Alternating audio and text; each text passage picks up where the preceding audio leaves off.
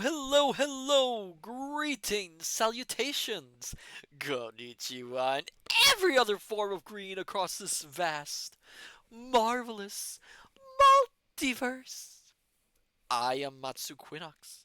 This is Horse, and welcome back, my dear, marvelous, wonderful scholars, to the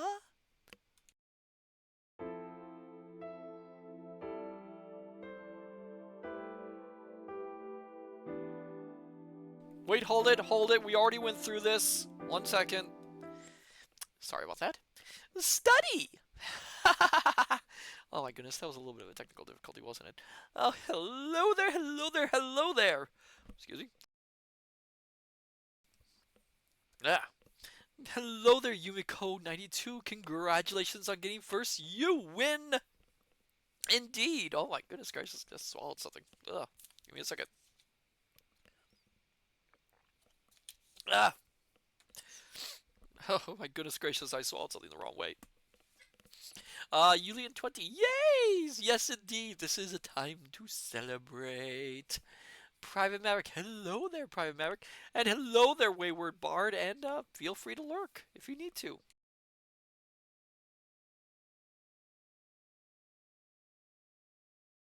Oh, hello there, Firefly, welcome! Julian20, question marks. I'm not sure what your question marking is. I mean, unusual things do happen here all the time. But what can I say? So then, my dear, wonderful, marvelous, amazing scholars, how are you all doing? Are you doing well? Mm. Ah. Oh, I'm trying to get my voice back. Hope you're doing okay.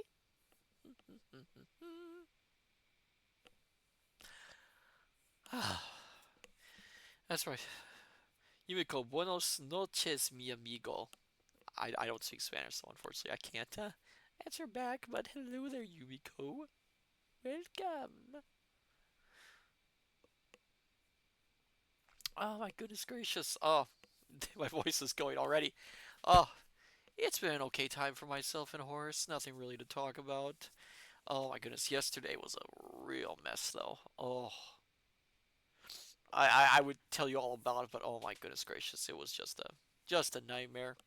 Very stressful, very stressful. Horace was there for me though and helped me through the way, so can't complain. Things turned out okay in the end though. Oh my goodness gracious. But yes, I hope all of you are doing well. And if you're not, well, I'm here for you, and Horace is here for you, and Ovid is here for you, and Virgil will probably make some sort of joke about you. So, yes. 1 second. Oh, sorry about that. Virgil will probably tease you, so take that with a grain of salt, of course. But yes, I hope everyone is doing well. I hope everything's been going well for all of you, and that you've been in good moods and good times, and or at least passable. I hope everything. And this includes all you scholars out there across the world. Hello, hello there. I hope you're all doing well out there too, wherever you are, whenever you are, even if you can't. Even if you can't comment or if you're just lurking, just be well aware I appreciate you. I appreciate all of you. You're all wonderful. And I want to let you know that. Also, read more books.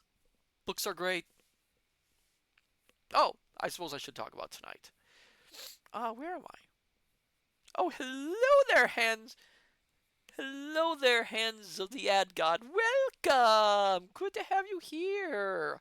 Oh, smiley face, smiley face, smiley face. I love a good smiley face. Ah, so many scholars here tonight. Oh, makes me so happy. Oh, my heart. Yumiko, I'll only read books. I'll only read more books if I get a list. You are not getting a list, Yumiko. How many times do I have to tell you? No more lists. Oh, that's not what I wanted. No more lists. Yumiko, no books then. Oh! That's not fair. We have so many books here. You should read a book. Hands of the ad god. You want a list of books to read? Let me add to. No, no, no, no, no, no, no, no, no, no, no lists. No lists. I am punishing Yumiko because she pushed the fact that she wanted to be on a list. So she is not going to be on a list. No lists. No. No. Private Maverick, report to your local library. Uh, oh, you have how many watch streak? 15 stream streak, Private Maverick. Oh, let me put my happy face on. Ah, I'm so glad about that. Hands of the Ad God. Twitch seems to have kicked me out. So how sad. Oh, I'm sorry to hear that, Hands of the Ad God. Union 20. I want to be on a list. Stop it! Why are you doing this to me?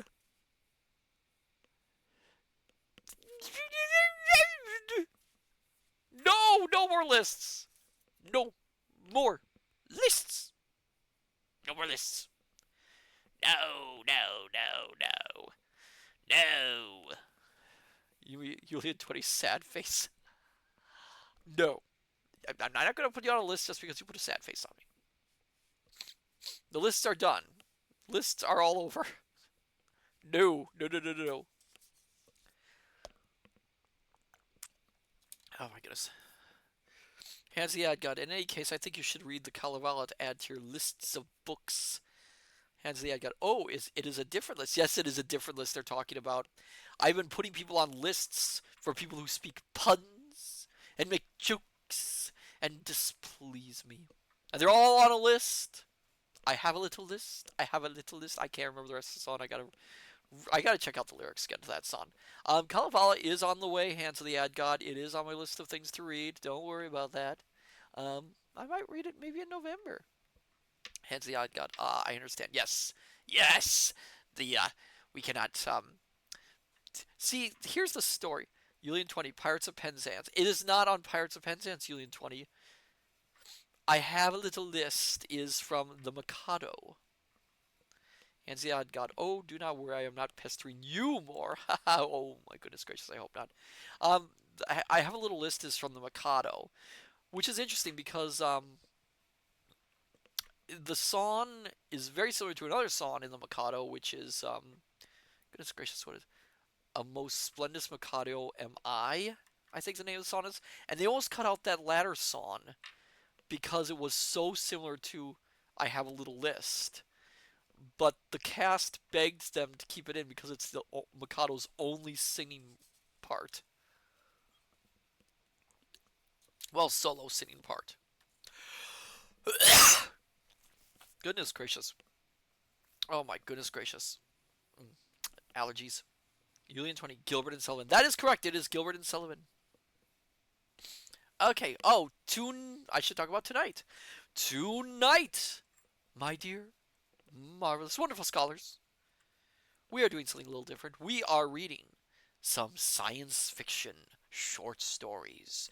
Who here is a fan of science fiction? Anyone? Anyone here? Anyone like science fiction? Anybody in the audience? Private Maverick, I am good, good. Julian 20, me. Oh, good, good, good.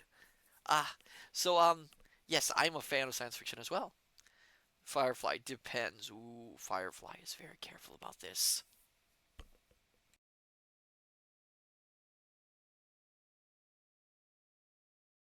And, yes, Firefly is very cautious. Good, good. So tonight, my dear scholars, I have a few stories of science fiction. 3 at the moment. There's a 4th in the wings in case we have time for a long one. These stories are all from fairly famous science fiction writers. And they are in the public domain through that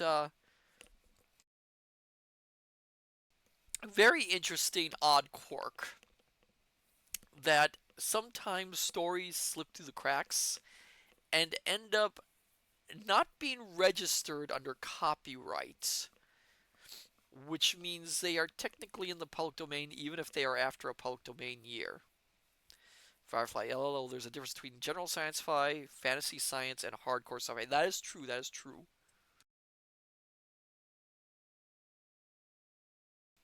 I'm not sure what all of these are under, but they're all.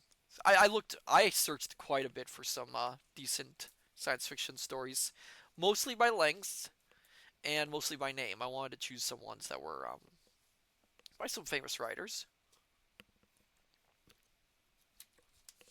but also that they weren't too long to make the stream too boring.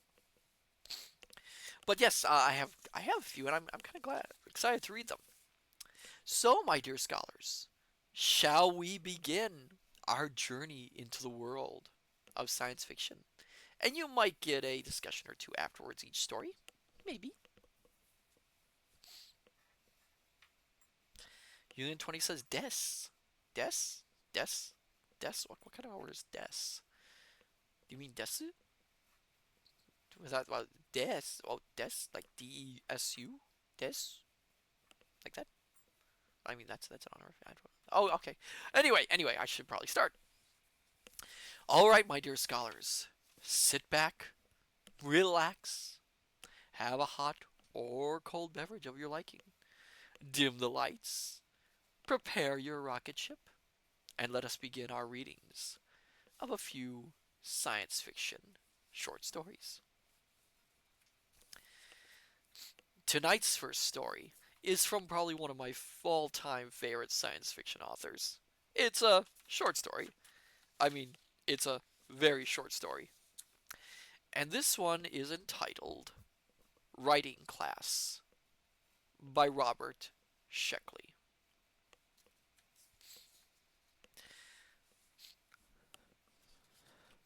And there's a little description at the start of this. Never use cliches in describing alien life forms, Professor Carner admonished his class, but Eddie persisted, with good reason. Oh my goodness, I accidentally stapled this. I'm using stapled ones, and I accidentally stapled it in the middle of the story. I just realized it. Oh, did I do that on all of them? Ugh.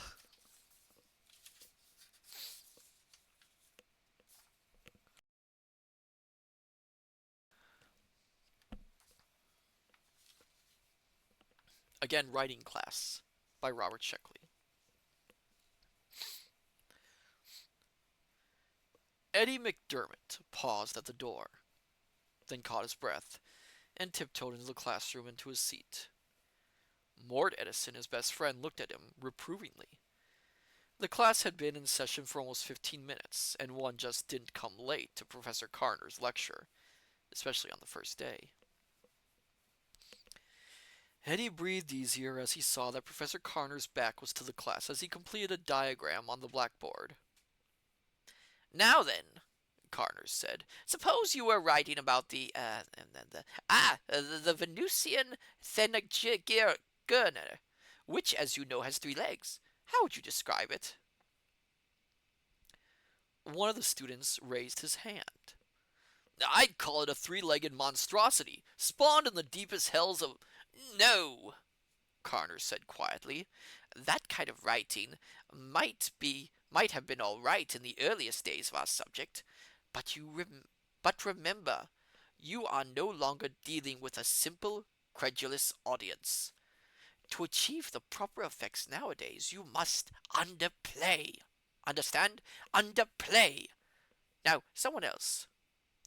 Mort raised his hand, threw a glance at Eddie, and said, how about this tripedal blob of orange protoplasm, octopus-like in its gropings? That's better, Carner said. Tripedals are very nice, very exact, but must you compare it to an octopus? Why not? Mort asked. An octopus, the professor said, is a well-known form of earth life. It inspires no terror, no wonder. You might better compare the Thunagurner to another strange monster, a Calastian Edelsplayer, for example. He smiled winningly at the class. Eddie frowned and scratched his blonde crew cut. He had liked it better the first way. But Carner should know, of course. He was one of the best-known writers in the entire field, and he had done the college a favor by agreeing to teach the course. Eddie remembered reading some of Carner's stuff. It had scared the living daylights out of him when he was younger. That description of Saturnian brains immobilizing Earth Confederation ships, for example, that had been a great yarn. The trouble is, Eddie thought, I'm just not interested.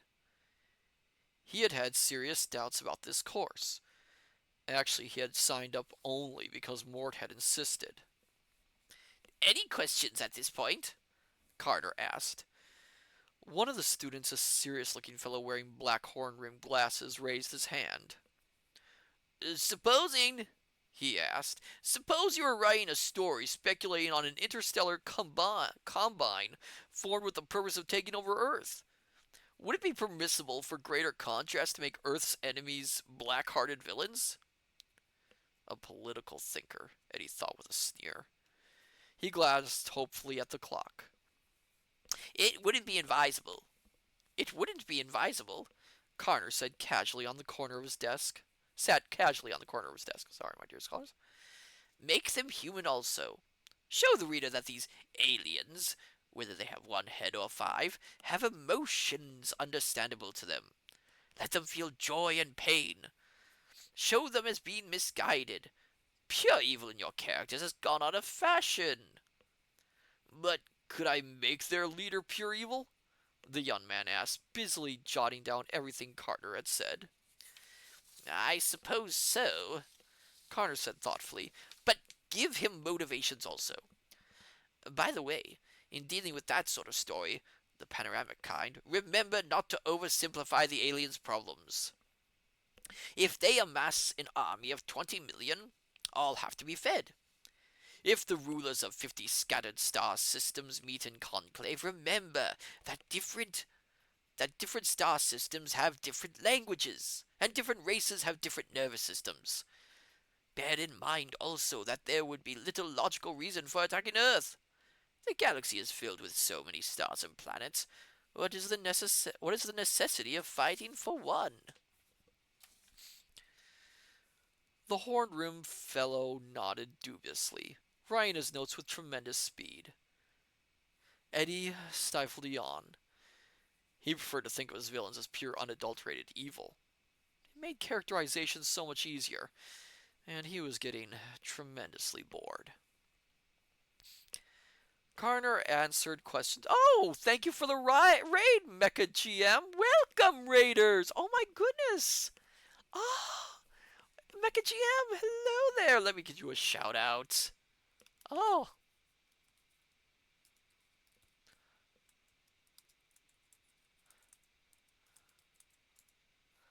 So how have you been doing, Mecha GM? How have you been doing? Well, were you playing or reading or doing activity-wise? Or you I should say, what were you streaming?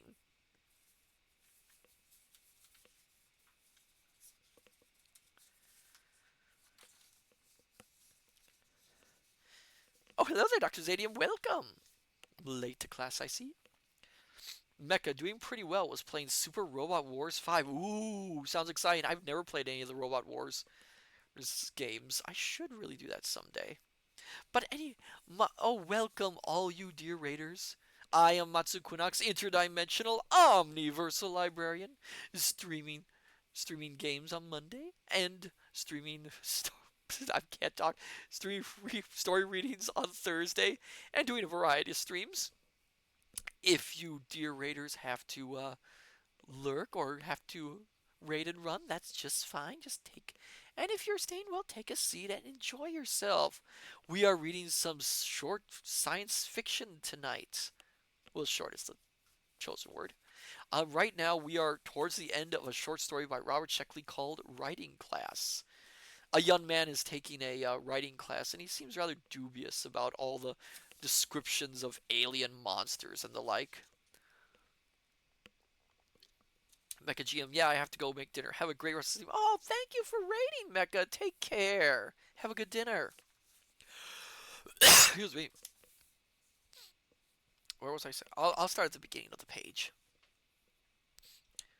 The horn-rimmed fellow nodded dubiously, writing his notes with tremendous speed. Eddie stifled a yawn. He preferred to think of his villains as pure unadulterated evil. It made characterization so much easier, and he was getting tremendously bored. Thank you for the hydrate, Yumiko.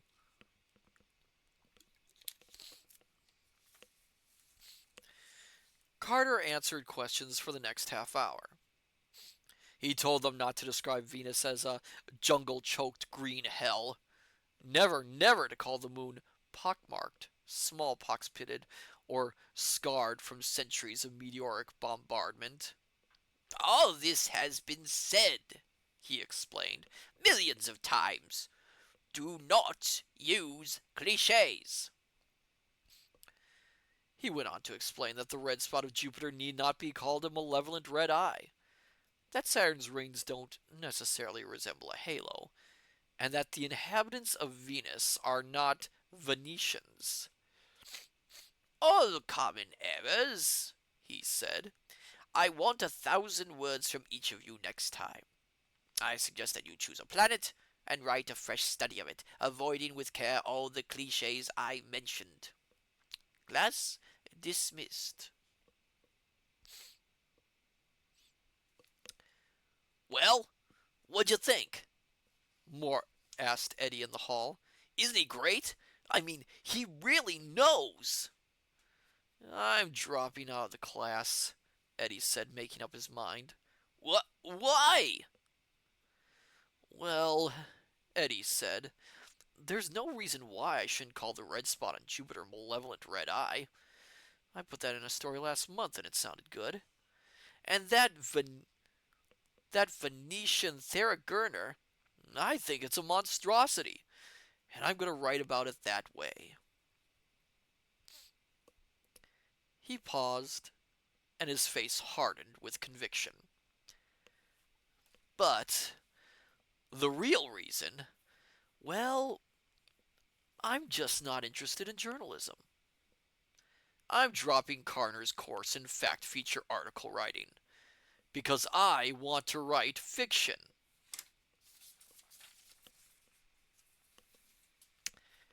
The end. Good old Robert Sheckley always has a nice little twist at the end.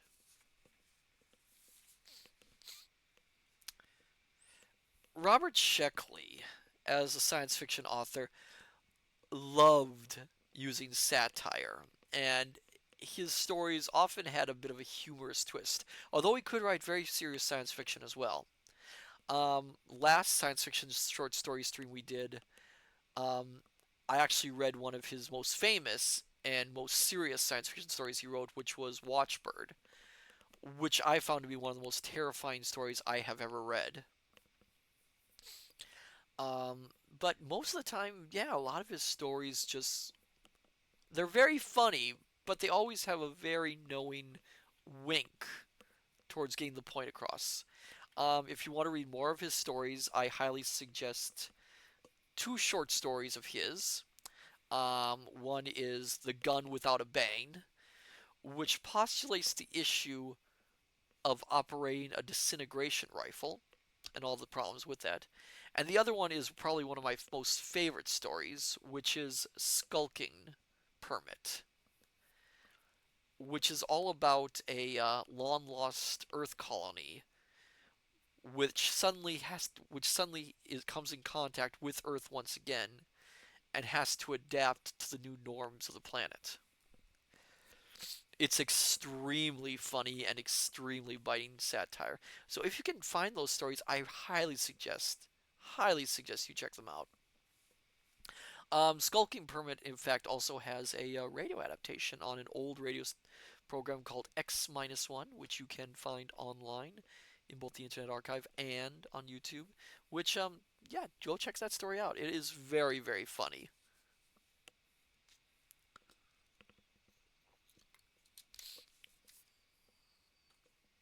So our next story is a bit more serious.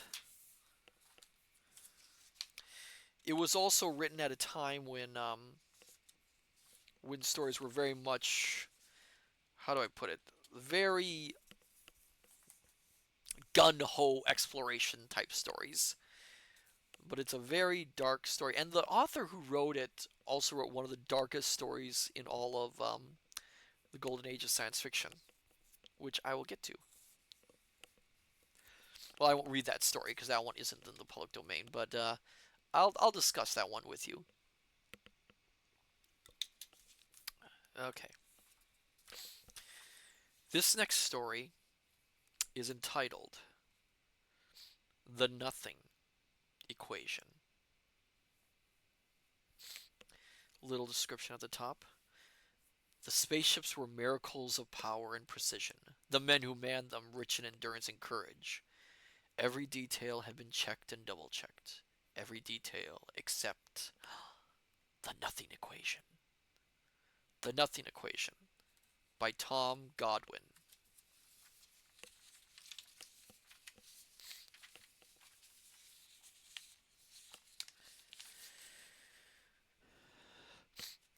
The cruiser vanished back into hyperspace, and he was alone in the observation bubble, 10,000 light years beyond the galaxy's outermost sun. He looked out the windows at the gigantic sea of emptiness around him, and wondered again what the danger had been that had so terrified the men before him. Of one thing he was already certain. He would find nothing. He would find that nothing was waiting outside the bubble to kill him. The first bubble attendant had committed suicide, and the second was a mindless maniac on the earthbound cruiser. But it must have been something inside the bubble that had caused it, or else they had imagined it all. He went across the small room, his magnetized soles loud on the thin metal floor in the bubble's silence. He sat down in the single chair, his weight very slight in the feeble artificial gravity, and reviewed the known facts. The bubble was a project of Earth's Galactic Observation Bureau, positioned there to gather data from observations that could not be made from within the galaxy. Since metallic mass affected the hypersensitive instruments, the bubble had been made as small and light as possible. It was for that reason that it could accommodate only one attendant. The Bureau had selected Horn as the bubble's first attendant, and the cruiser left him there for his 6 months period of duty. When it made its scheduled return with his replacement, he was found dead from a tremendous overdose of sleeping pills. On the table was his daily report log, and his last entry, made 3 months before. I haven't attended to the instruments for a long time, because it hates us, and doesn't want us here. It hates me the most of all, and keeps trying to get into the bubble to kill me. I can hear it whenever I stop and listen, and I know it won't be long. I'm afraid of it, and I want to be asleep when it comes. But I'll have to make it soon, because I have only 20 sleeping pills left, and if... The sentence was never finished. According to the temperature recording instruments in the bubble, his body ceased radiating heat that same night. Oh, hold on, I gotta take off the staples in this one too. I forgot how easily I accidentally put these things. Horace, you should remind me of these things. I know, it's my fault, but still. A little assistance would be nice.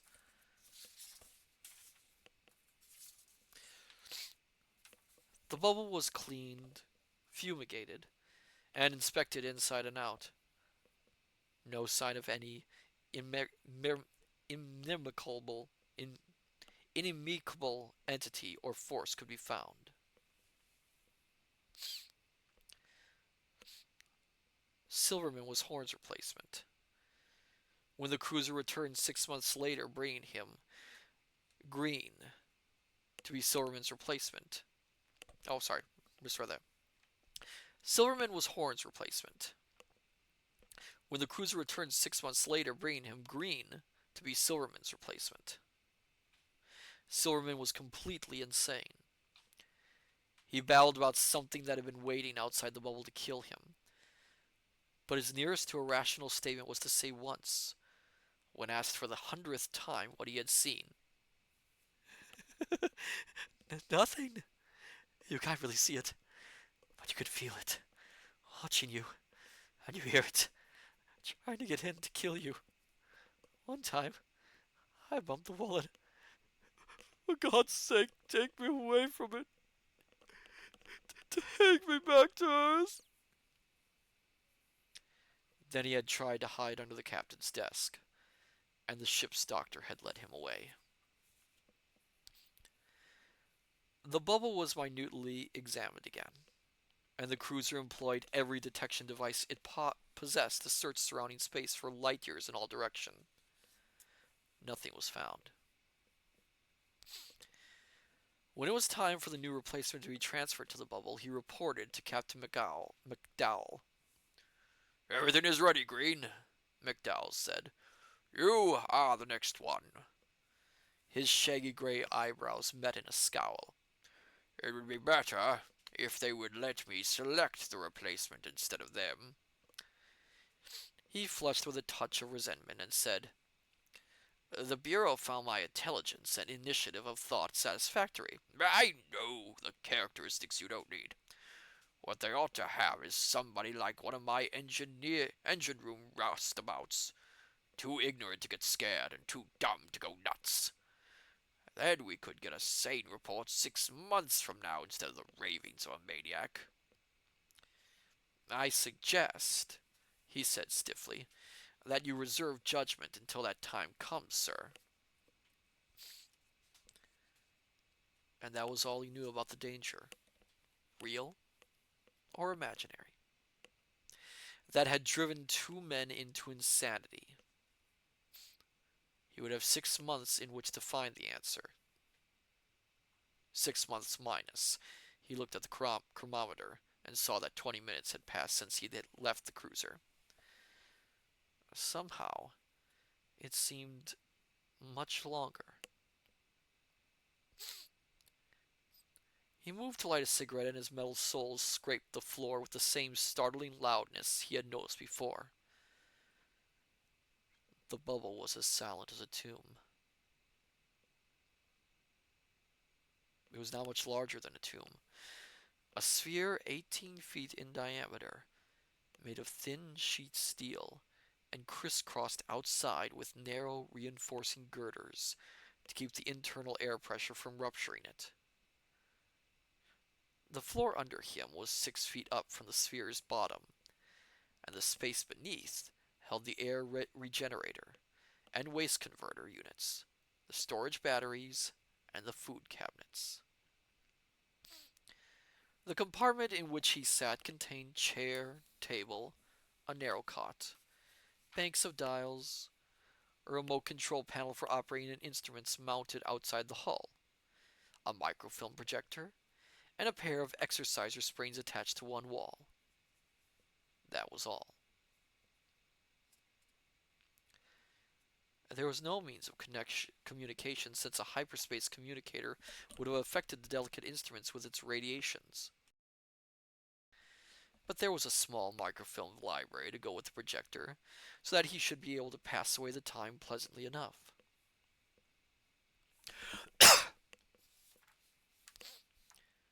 But it was not the fear of boredom that was behind the apprehension he could already feel touching at his mind.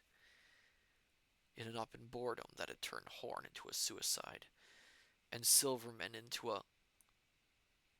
Something cracked sharply behind him, like a gunshot in the stillness, and he leaped to his feet, whirling to face it. It was only a metal reel of data tape that had dropped out of the spectrum analyzer into the storage tray. His heart was thumping fast, and his attempt to laugh at his nervousness sounded hollow and mirthless. Something, inside or outside the bubble, had driven two men insane with its threat, and now that he was irrevocably exiled in the bubble himself, he could no longer dismiss their fear as products of their imagination. Both of them had been rational, intelligent men, as carefully selected by the Observation Bureau as he had been. He set in to search the bubble, overlooking nothing. When he crawled down into the lower compartment, he hesitated, then opened the longest blade of his knife before searching among the dark recesses down there. He found nothing, not even a speck of dust. Back in his chair again, he began to doubt his first conviction. Perhaps there really had been some kind of an invisible force or entity outside the bubble. Both Horn and Silverman had said that it had tried to get in to kill them. They had been very definite about that part.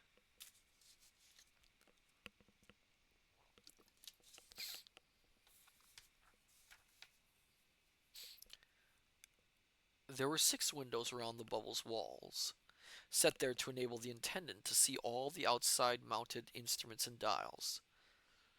He went to them to look out one by one, and from all of them he saw the same vast emptiness that surrounded him. The galaxy, his galaxy, was so far away that its stars were like dust. In the other directions, the empty gulf was so wide that galaxies and clusters of galaxies were tiny, feeble specks of light shining across it. All around him was a void so huge that galaxies were only specks in it. Who could know what forces or dangers might be waiting out there? A light blinked, reminding him it was time to attend to his duties. The job required an hour, and he was nervous and not yet hungry when he had finished. He went to the exerciser springs on the wall and performed a workout that left him tired and sweating, but which, at least, gave him a small appetite. The day passed, and the next. He made another search of the bubble's interior with the same results as before. He felt almost sure then that there was nothing in the bubble with him. He established a routine of work, pastime, and sleep that made the first week pass fairly comfortably, but for the gnawing worry in his mind that something invisible was lurking just outside the windows. Then one day, he accidentally kicked the wall with his metal shoe tip. It made a sound like that from kicking a tight stretched section of tin, and it seemed to him it gave a little from the impact as tin would do. He realized for the first time how thin it was, how deadly, dangerously thin. According to the specifications he had read, it was only 1/16 of an inch thick. It was as thin as cardboard. He sat down with pencil and paper and began calculating. The bubble had a surface area of 146,500 square inches, and the internal air pressure was 14 pounds to the square inch, which meant that the thin metal skin contained a total pressure of 2,051,000 pounds. 2,000,000 pounds. The bubble in which he sat was a bomb, waiting to explode the instant any section of the thin metal weakened. It was supposed to be an alloy so extremely strong that it had a high safety factor, but he could not believe that any metal so thin could be so strong.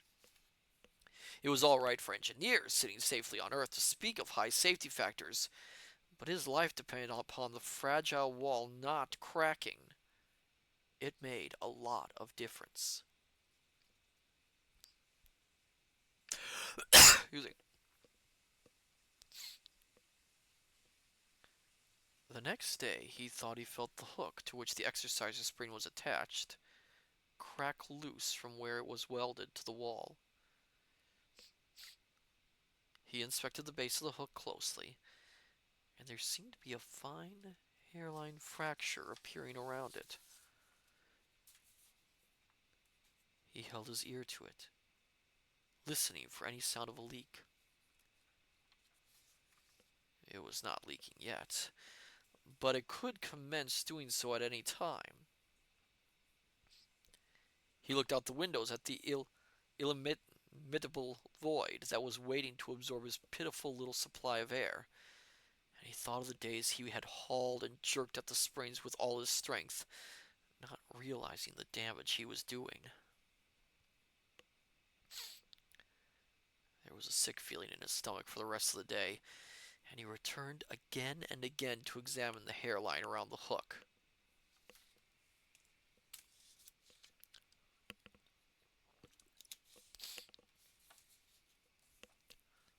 The next day, he discovered an even more serious threat. The thin skin of the bubble had been spot welded to the outside reinforcing girders. Such welding often created hard, brittle spots that would soon crystallize from continued movement, and there was a slight temperature difference in the bubble between his working and sleeping hours that would daily produce a contraction and expansion of the skin, especially when he used the little cooking burner. He quit using the burner for any purpose and began a daily inspection of every square inch of the bubble's walls, marking with white chalk all the welding spots that appeared to be definitely weakened. Each day he found more to mark, and soon the little white circles were scattered across the walls wherever he looked. When he was not working at examining the walls, he could feel the windows watching him, like staring eyes. Out of self-defense, he would have to go to them and stare back at the emptiness. Space was alien. Cold, deadly alien. He was a tiny spark of life in a hostile sea of nothing, and there was no one to help him. The nothing outside was waiting day and night for the most infinitesimal leak or crack in the walls. The nothing that had been waiting out there since time without beginning, and would wait for time without end. Sometimes he would touch his finger to the wall and think, death is out there, only 1/16th of an inch away. His first fears became a black and terrible conviction. The bubble could not continue to resist the attack for long. It had already lasted longer than it should have. Yulian 20, time to leave for ballet class. Have a great time reading. Oh, thank you for coming, Yulian 20. Enjoy your class. His first fears became a black and terrible conviction. The bubble could not continue to resist the attack for long. It had already lasted longer than it should have. 2,000,000 pounds of pressure wanted out, and all the sucking nothing of intergalactic space wanted in, and only a thin skin of metal, rotten with brittle welding spots, stood between them. It wanted in. The nothing wanted in. He knew then that Horn and Silverman had not been insane. It wanted in, and someday it would get in. When it did, it would explode him and jerk out his guts and lungs. Not until that happened. Not until the nothing filled the bubble and enclosed his hideous, turned inside-out body would it ever be content.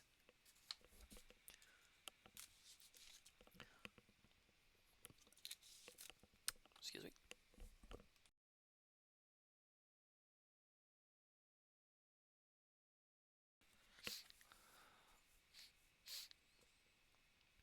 He had long since quit wearing the magnetized shoes, afraid the vibration of them would weaken the bubble still more.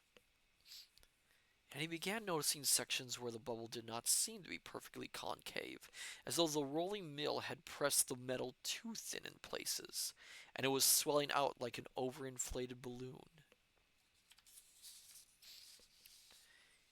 He could not remember when he had last attended to the instruments.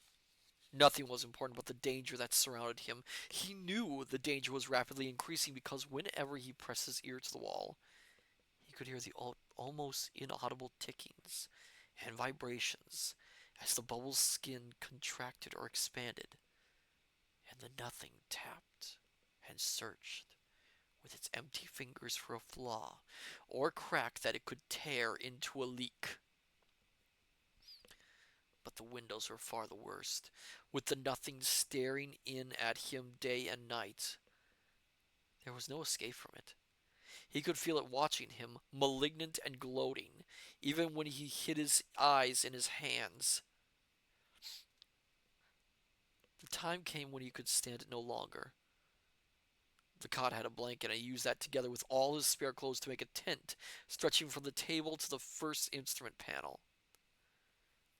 Then he crawled under it. When he crawled under it, he found that the lower half of one window could still see him. He used the clothes he was wearing to finish the job, and it was much better than hiding there in the concealing darkness where the nothing could not see him. He did not mind going naked. The temperature regulators in the bubble never let it get too cold. He had no conception of time from then on. He emerged only when necessary to bring more food into his tent. He could still hear the nothing tapping and sucking in its ceaseless search for a flaw, and he made such emergences as brief as possible, wishing that he did not have to come out at all. Maybe if he could hide in his tent for a long time and never make a sound, it would get tired and go away. Sometimes he thought of the cruiser and wished they would come for him, but most of the time he thought of the thing that was outside, trying to get in to kill him. When the strain became too great, he would draw himself up into the position he had once occupied in his mother's womb and pretend he had never left Earth. It was easier there. But always, before very long, the bubble would tick or whisper, and he would freeze in terror, thinking, "This time, it's coming in."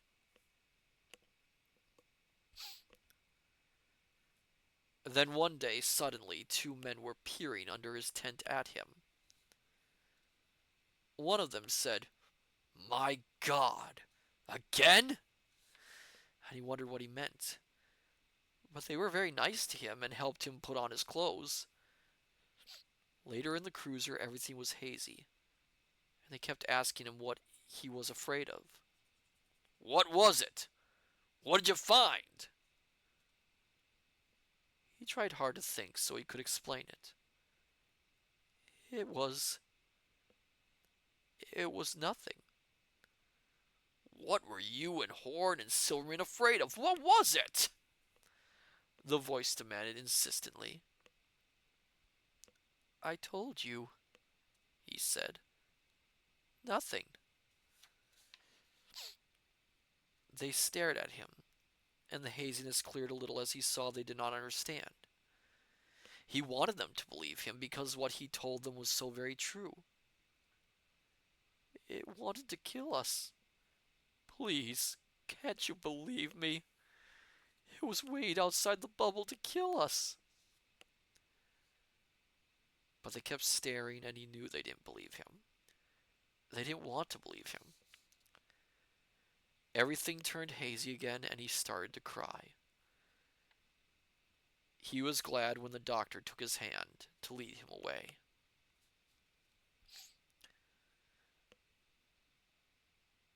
The bubble was carefully inspected inside and out, and nothing was found. When it was time for Green's replacement to be transferred to it, Larkin reported to Captain McDowell. "Everything is ready, Larkin," McDowell said. "You're the next one. I wish we knew what the danger is." He scowled. "I still think one of my roustabouts from the engine room might give us a sane report 6 months from now instead of the babblings we'll get from you." He felt his face flush, and he said stiffly, "I suggest, sir, that you not jump to conclusions until that time comes."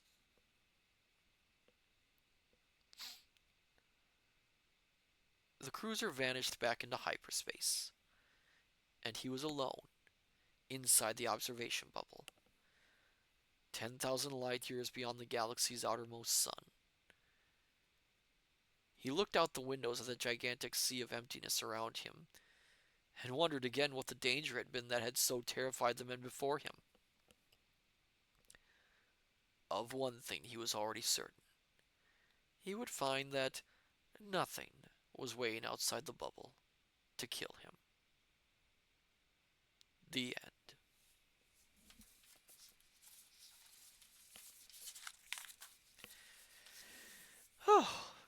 You know, the funny thing with that story, of course, is that it does postulate a very real danger in long term space exposure, which, of course, is isolation. The fact that the individual, of course, is trapped in this small space with absolutely nothing around him, causing a rise in paranoia and essentially breakdowns. It's a real danger. And it does make you wonder, how thoroughly did they investigate this issue? I think nowadays they're much more careful about isolation in terms of space. Tom Godwin, who wrote this story, by the way, also wrote probably one of the most famous science fiction stories, The Cold Equations. Has any of you, dear scholars, heard of The Cold Equations, the short story? Anyone? Has anyone heard of that story?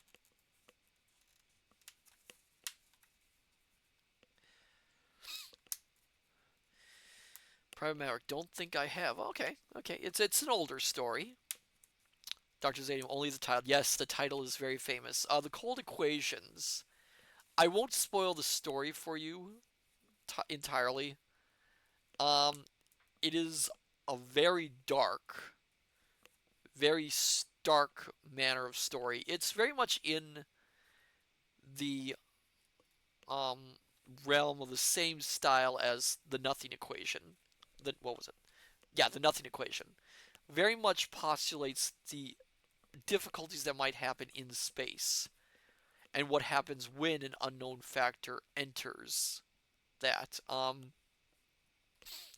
The cold equations have been adapted many times. They got adapted for radio at least 3 times. They've been adapted for television once.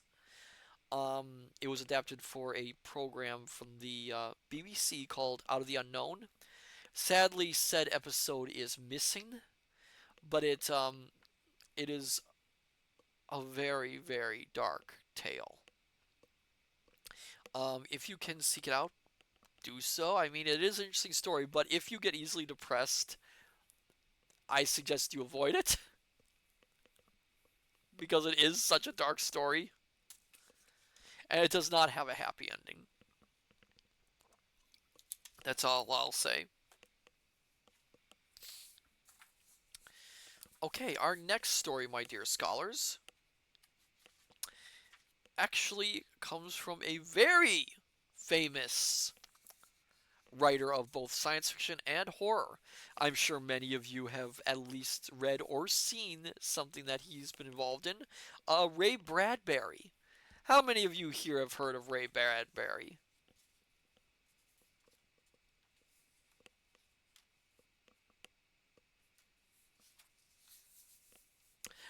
Dr. Zadium, why am I not surprised you've heard of Ray Bradbury? Mm.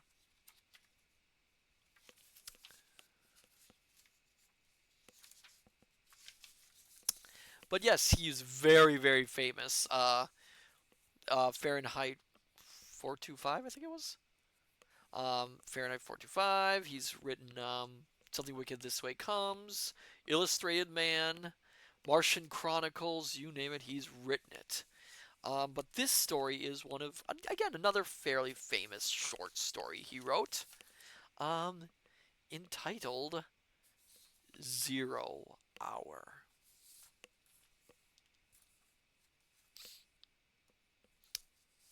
Zero Hour by Ray Bradbury.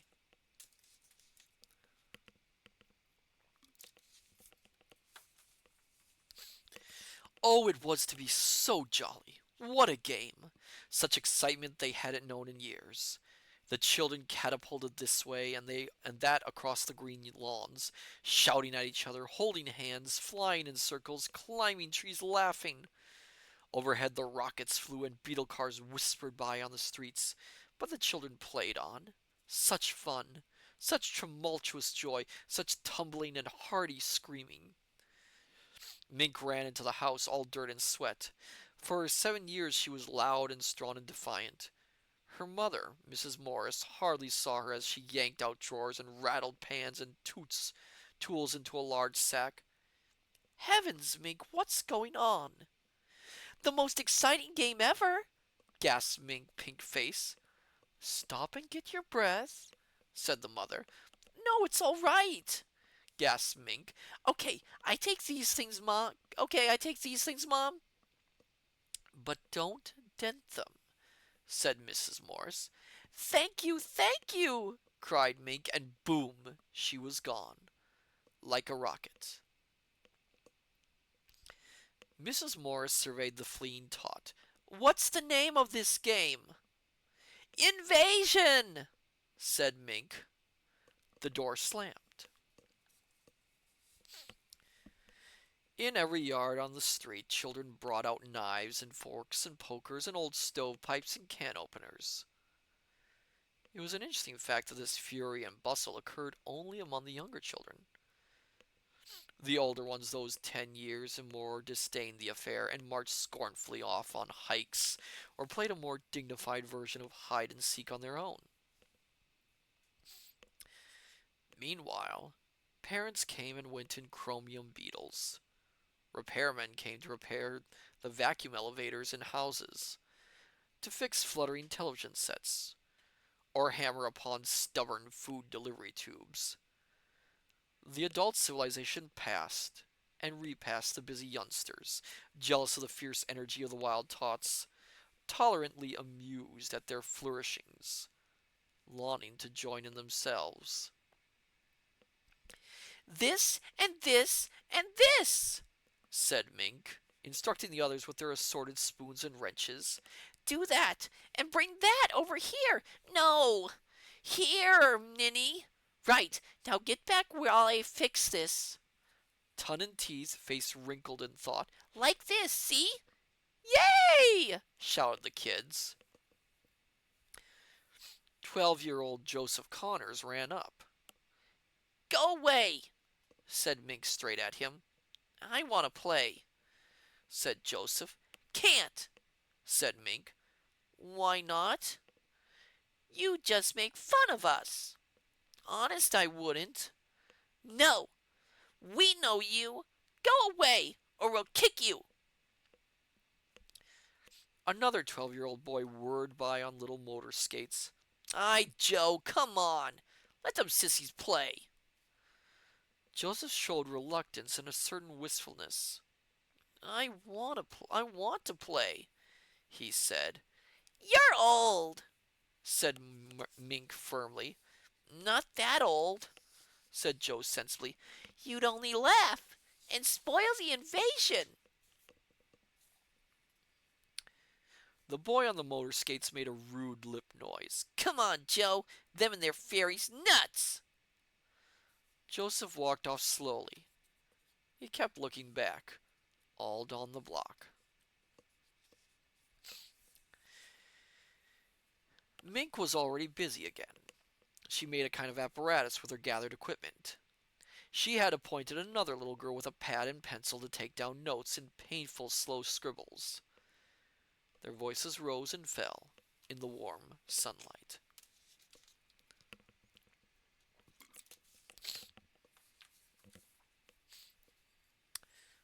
All around them the city hummed. The streets were lined with good green and peaceful trees. Only the wind made a conflict across the city, across the country, across the continent. In 1,000 other cities there were trees and children and avenues. Businessmen in their quiet offices tap, taping their voices or watching televisors. Rockets hovered like darning needles in the blue sky. There was the universal quiet conceit and easiness of men accustomed to peace, quite certain there would never be trouble again. Arm in arm, men all over Earth were a united front. The perfect weapons were held in equal trust by all nations. A situation of incredibly beautiful balance had been brought about. There were no traitors among men, no unhappy ones, no disgruntled ones. Therefore, the world was based upon a stable ground. Sunlight illuminated half the world, and the trees drowsed in a tide of warm air. Mink's mother, from her upstairs window, gazed down. The children. She looked upon them and shook her head. Well, they'd eat well, sleep well, and be in school on Monday. Bless their vigorous little bodies. She listened. Give me 1 second, my dear scholars. I have to take care of something.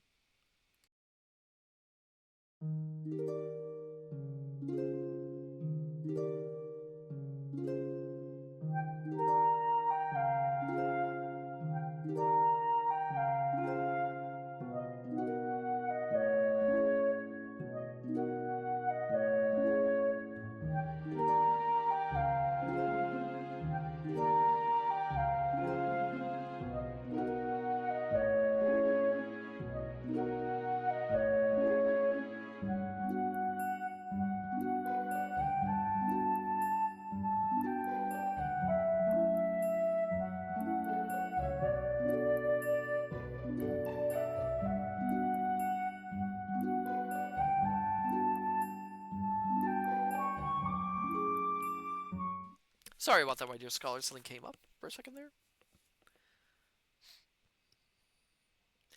Mink's mother, from her upstairs window, gazed down. The children. She looked upon them and shook her head. Well, they'd eat well, sleep well, and be in school on Monday. Bless their vigorous little bodies. She listened. Mink talked earnestly to someone near the rose bush, though there was no one there. These odd children, and the little girl, what was her name? Anna? Anna took notes on a pad. First, Mink asked the rose bush a question, then called the answer to Anna. Triangle, said Mink. What's a tri Said Anna with difficulty. angle? Never mind, Said Mink. how do you spell it? Asked Anna. Tri, Spelled Mink slowly, then snapped. oh, spell it yourself. She went on to other words. Beam, She said. I haven't got tri Said Anna. angle down yet. Well, hurry, Cried Mink. Mink's mother leaned out the upstairs window. A-N-G-L-E, she spelled down at Anna. Oh, thanks, Mrs. Morris, Said Anna. Certainly, said Mink's mother, and withdrew, laughing, to dust the hall with an electro-duster magnet. The voices wavered on the shimmery air. beam, Said Anna, fading. 497 A and B and X, Said Mink far away seriously. and a fork, and a string, and a hexagonal.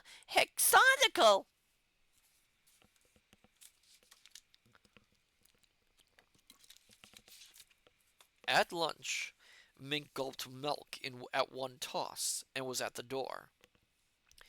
Her mother slapped the table. You sit right back down, commanded Mrs. Morris. Hot soup in a minute.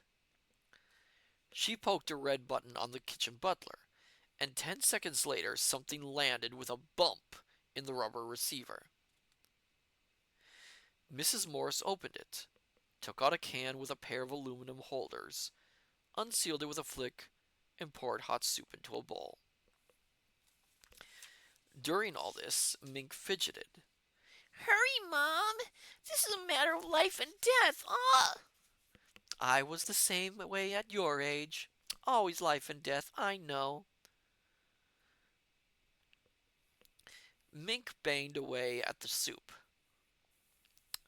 Slow down, said Mom. Can't, said Mink. Drill's waiting for me. Who's Drill?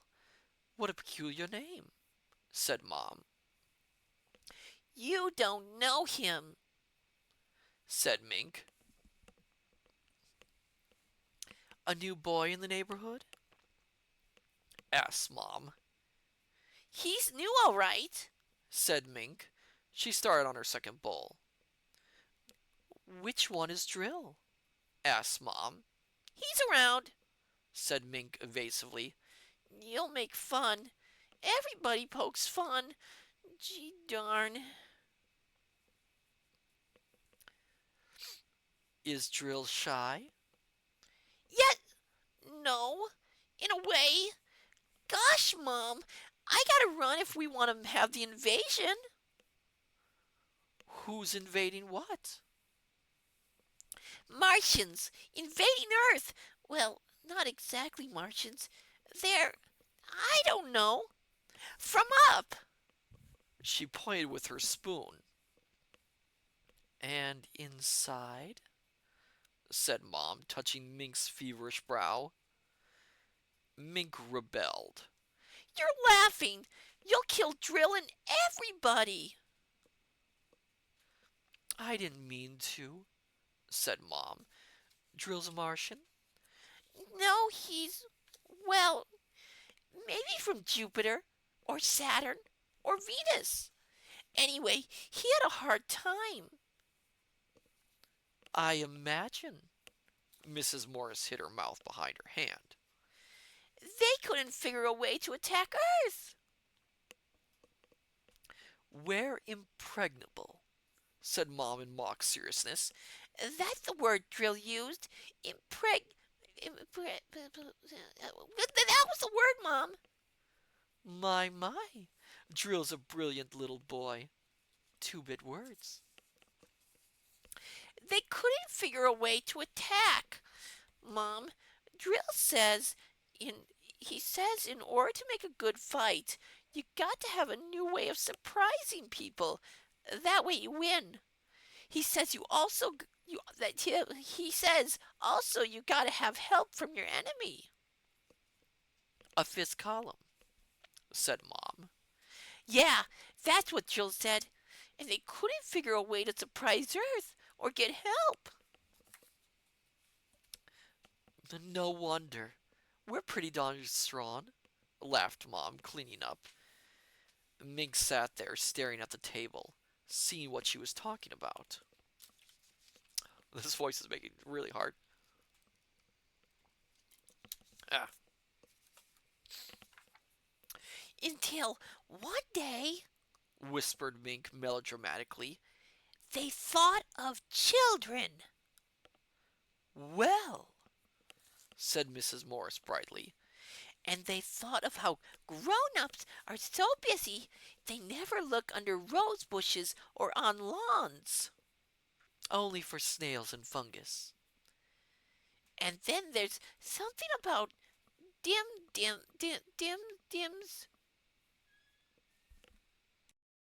1 second, dear scholars.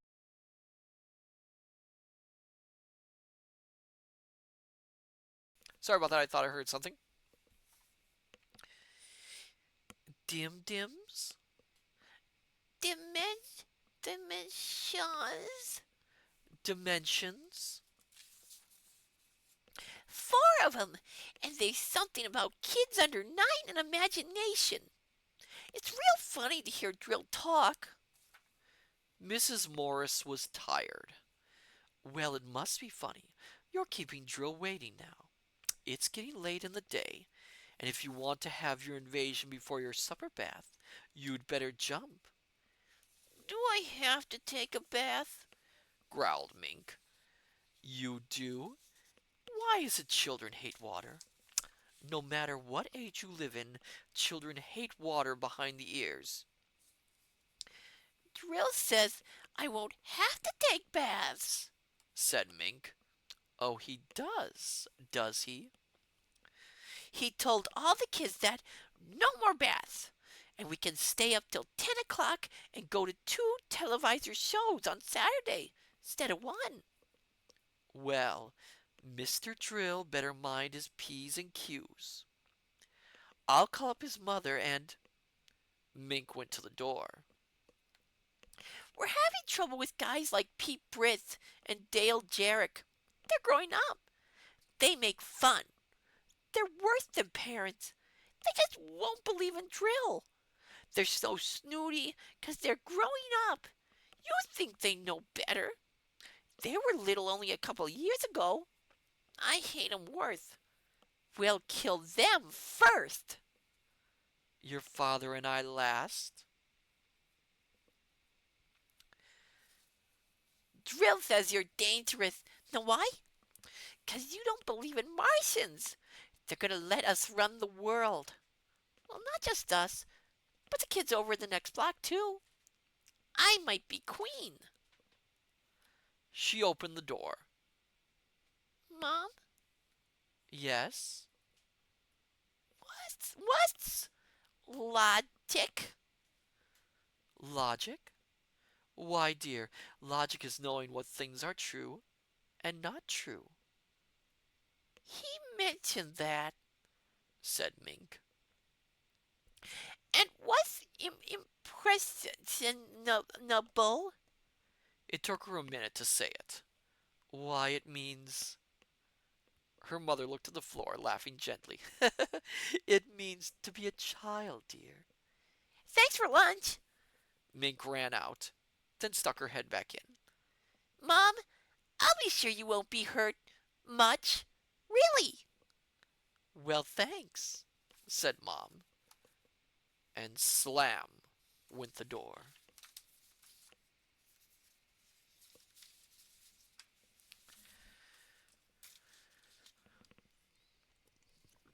Oh my goodness. Sorry. At 4 o'clock, the auto visor buzzed. Mrs. Morris flipped the tab. Hello, Helen, she said in welcome. Hello, Mary. How are things in New York? Fine. How are things in Scatton? You look tired. So do you. The children, underfoot, said Helen. Mrs. Morris sighed. My Ming too. The super invasion. Helen laughed. Are your kids playing that game too? Lord, yes. Tomorrow it'll be geometrical jacks and motorized hopscotch. Were we this bad when we were kids in 48? Worse. Don't know how my parents put up with me. Tomboy. Parents learn to shut their ears. A silence. What's wrong, Mary? Asked Helen. Mrs. Morris's eyes were half closed. Her tongue slid slowly, thoughtfully over her lower lip. She jerked. Oh, nothing. Just thought about that. Shutting ears and such. Never mind. Where were we? My boy Tim's got a crush on some guy named Drill, I think it was. Must be a new password. Minx likes him too. Don't know how it got as far as New York. Word of mouth, I imagine. Looks like a scrap drive. I talked to Josephine and she said her kids, that's in Boston, are wild on this new game. It's sweeping the country. At this moment, Mink trotted into the kitchen to gulp a glass of water. Mrs. Morris turned. How are things going? Almost finished, Said Mink. Swell, said Mrs. Morris. What's that? A yo-yo, Said Mink. watch. She flung the yo-yo down its string. Reaching the end, it vanished. See? Said Mink. Oh, Dibbling her fingers, she made the yo-yo reappear and zip up the string. Do that again, said her mother. Can't! 0 hours 5 o'clock. Bye! Mink exited, zipping her yo-yo. On the auto visor, Helen laughed. Tim brought one of those yo-yos in this morning, but when I got curious, he said he wouldn't show it to me. And when I tried to work it, finally it wouldn't work. You're not impressionable, said Mrs. Morris. What? Never mind. Something I thought of. Can I help you, Helen? I wanted to get that black and white cake recipe.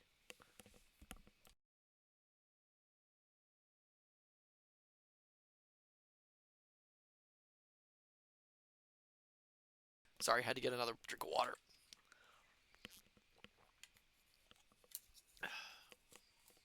Oh my goodness gracious. The hour drowsed by. The day waned. The sun lowered in the peaceful blue sky. Shadows lengthened on the green lawns. The laughter and excitement continued. One little girl ran away, crying. Mrs. Morris came out the front door. Mink, was that Peggy Ann crying? Mink was bent over in the yard near the rose bush. Yeah, she's a scare baby. We won't let her play now. She's getting too old to play. I guess she grew up all of a sudden. Is that why she cried? Nonsense! Give me a civil answer, young lady, or inside you come. Mink whirled in consternation mixed with irritation. I can't quit now. It's almost time. I'll be good. I'm sorry. Did you hit Peggy Ann? No, honest. You ask her. It was something. Well, she's just a scaredy pants. The ring of children drew in around Mink, where she scowled at her work with spoons and a kind of square-shaped arrangements of hammers and pipes. There and there, Murmured Mink. What's wrong? Said Mrs. Morris. drill stuck halfway. If we could only get him all the way through, it'll be easier. Then all the others could come through after him. Can I help? No, thanks. I'll fix it. All right. I'll call you for your bath in half an hour. I'm tired of watching you. She went in and sat in the electric relaxing chair, sipping a little beer from a half-empty glass. The chair massaged her back. Children, children, children and love and hate side by side. Sometimes children loved you, hated you, all in a half a second. Strange children. Did they ever forget or forgive the whippings and the harsh, strict words of command? She wondered. How could you ever forget or forgive those over and above you, those tall and silly dictators? Time passed. A curious, waiting silence came upon the street, deepening.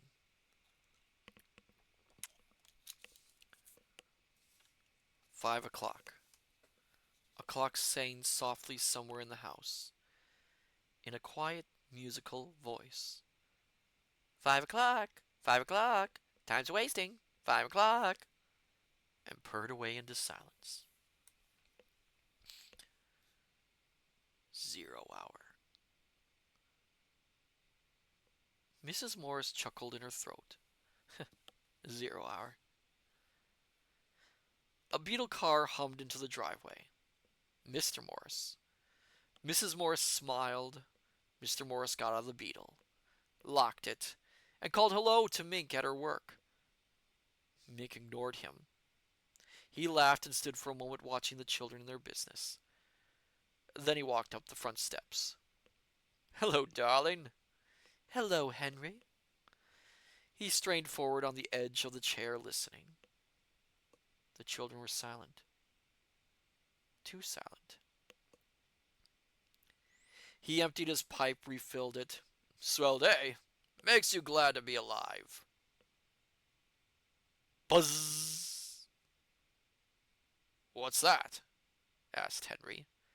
I don't know. She got up suddenly, her eyes widening. She was going to say something. She stopped it. Ridiculous. Her nerves jumped. Those children haven't anything dangerous out there, have they? She said. Nothing but pipes and hammers. Why? Nothing electric. Heck no, said Henry. I looked. She walked to the kitchen. The buzzing continued.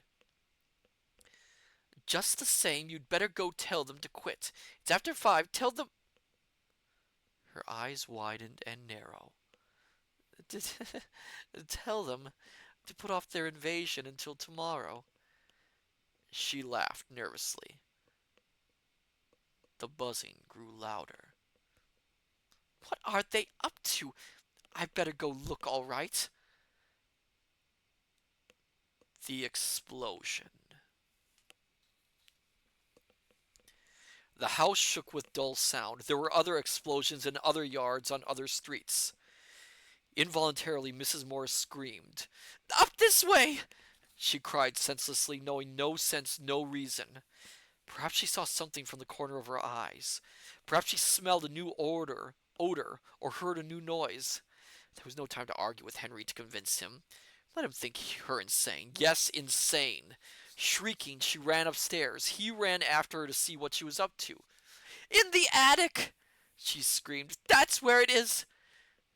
It was only a poor excuse to get him in the attic in time. Oh, God, in time! Another explosion outside. The children screamed with delight as if at a great fireworks display. It's not in the attic, cried Henry. It's outside. No, no. Wheezing, gasping, she fumbled at the attic door. I'll show you. Hurry, I'll show you. They tumbled into the attic. She slammed the door, locked it, took the key, threw it into a far cluttered corner. She was babbling wild stuff now. It came out of her, all the subconscious suspicion and fear that had gathered secretly all afternoon, and fermented like a wine in her. All the little revelations and knowledges and sense that had bothered her all day, and which she had logically and carefully and sensibly rejected and censored. Now it exploded in her, and shook her to bits. There, she said, sobbing against the door. We're safe until tonight. Maybe we can sneak out. Maybe we can escape. Henry blew up too, but for another reason. Are you crazy? Why'd you throw that key away? Damn it, honey! Yes, I'm crazy if it helps, but stay here with me. I don't know how in hell I can get out. Quiet. They'll hear us. Oh, God, they'll find us soon enough. Below the mink's voice, the husband stopped. There was a great universal humming and sizzling, a screaming and giggling. Downstairs, the auto televisor buzzed and buzzed insistently, alarmingly, violently. Is that Helen calling? Thought Mrs. Morris. And is she calling about what I think she's calling about? Footsteps came into the house. Heavy footsteps. Who's coming in my house? Demanded Henry angrily. Who's tramping about down there? Heavy feet. 20, 30, 40, 50 of them. 50 people crowding into the house. The humming, the giggling of the children. This way! Cried Mink below. Who's downstairs? Roared Henry. Who's there? Hush! Oh, no. said his wife, weakly holding him. Please, be quiet. They might go away, Mom? called Mink. Dad? A pause. Where are you? Heavy footsteps. Heavy, heavy, very heavy footsteps came up the stairs, Mink leading them. Mom? A hesitation, Dad? awaiting, a silence, humming, footsteps towards the attic. Mink's first. They trembled together in silence in the attic, Mr. and Mrs. Morris. For some reason, the electric humming, the queer cold light suddenly visible under the door crack, the strange odor and the alien sound of eagerness in Mink's voice finally got through to Henry Morris, too. He stood, shivering in the dark silence, his wife beside him. Mom? Dad? Footsteps. A little humming sound. The attic lock melted. The door opened. Mink peered inside. Tall blue shadows behind her. Peekaboo, Said Mink. The end.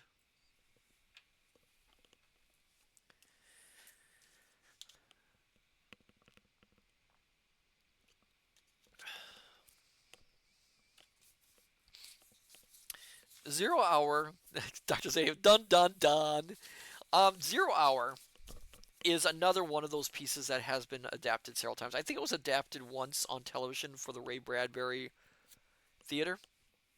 I know it was adapted on radio several times, both on X-1 and on its predecessor, Dimension X. Both of which are, again, found, they can be found on the, on Internet Archive and on YouTube. Um, the funny thing is, Ray Bradbury, as often as we peg him as a science fiction writer, he was also well known as a horror writer. Sorry, my mouth. And he also wrote, of course, non-horror science fiction pieces. The Wonderful Ice Cream Suit for one, and some other and what was it? The Summer Wine, I believe, was another one of his works. Um, and it really is hard to define him by one genre.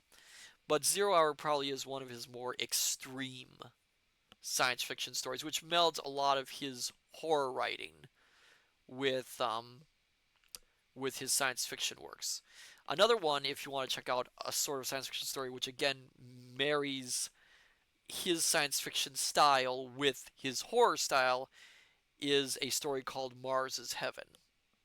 Um, that was also adapted on radio, X-1 again, and Dimension X again, as well as um, Ray Bradbury. Martian Chronicles, I think, somewhat adapted it.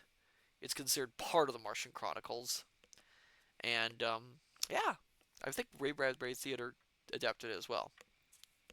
I was planning to read one more, but my voice is going to give out any second. Doing Mink's voice is very hard. Doing children's voices is very hard on the throat.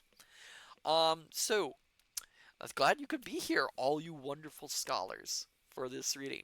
So next week, if everything goes according to plan, we are actually going to start our spooky month early, a month early.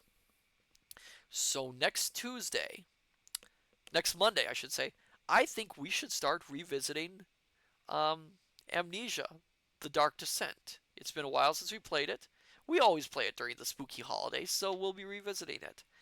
And on Thursday, I am thinking we will start reading a book by William Hope Hodgson, if I can find a copy. Um, but yes, let's look forward to that, shall we?